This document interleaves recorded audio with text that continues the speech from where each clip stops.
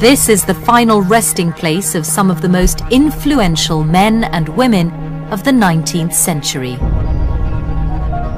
Tucked away amongst these memorials to the great and the good are the graves of three largely forgotten pioneers: Baron Headley, Marmaduke Pickthall,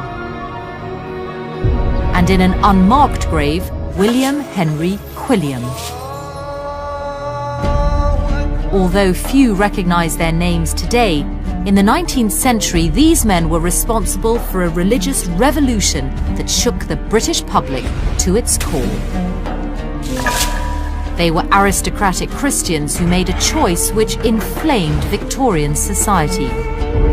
They converted to Islam. An Englishman, a pucker Englishman, doesn't go native. He doesn't leave the English white, upper middle class.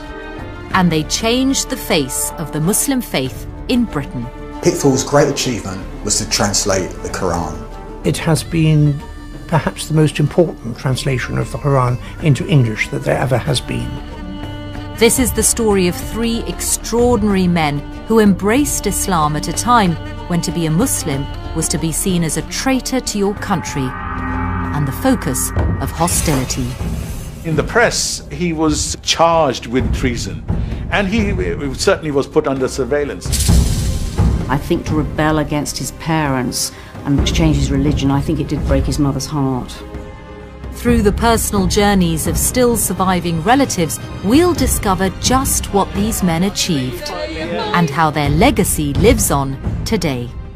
My impression of Islam sat within post 9/11 thinking and the emphasis around fanaticism. But finding out about Marmaduke changed all that. Suddenly, Islam became so much more. So just what did these Victorian pioneers do to make Islam more acceptable to a society that condemned it? And are there any lessons for British Muslims today?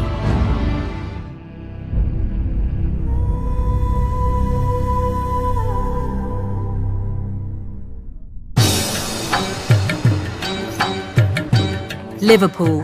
Today it's home to nearly 25,000 Muslims. This is the city's largest mosque.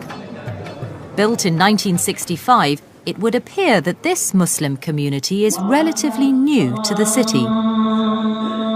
But far from it. A century ago, Liverpool was a flourishing port, and Muslim sailors from India and the Far East would have been regular visitors. In fact, just 3 miles from today's thriving mosque, there are traces of an entire hidden history of Islam in Britain. Echoes of a community that faced many of the same problems as Muslims today, and which may hold some of the solutions. This rather faded terraced house in a Liverpool suburb is where this forgotten story of Islam begins. Although it doesn't look much now, in the 19th century, this was the first mosque in England. In 1889, the house was bought by a man named Abdullah Henry Quilliam. Quilliam was a Victorian gentleman, but he was also a Muslim convert. A religious innovator who fought to change preconceptions of Islam at a time when society found it frightening and alien. And it was here that he set about doing it. Abdullah Quilliam had an architect appointed who designed the extension to the building. Ghalib Khan is the chairman of the Abdullah Quilliam Society. You can look at the arch designs that was made. A few steps down is the mosque.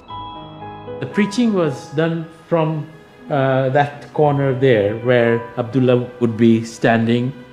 Against the odds, Quilliam established this not only as a mosque, but as a flourishing Muslim institute with its own printing press and an orphanage.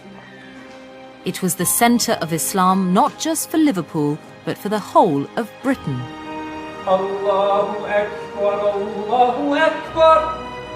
It's an achievement that some Muslims believe holds the key to the future of British Islam. For me, Abdullah Quilliam really is a role model. He was so ahead of his times, as it were, that he is the blueprint in many respects for how we hope to continue in our community.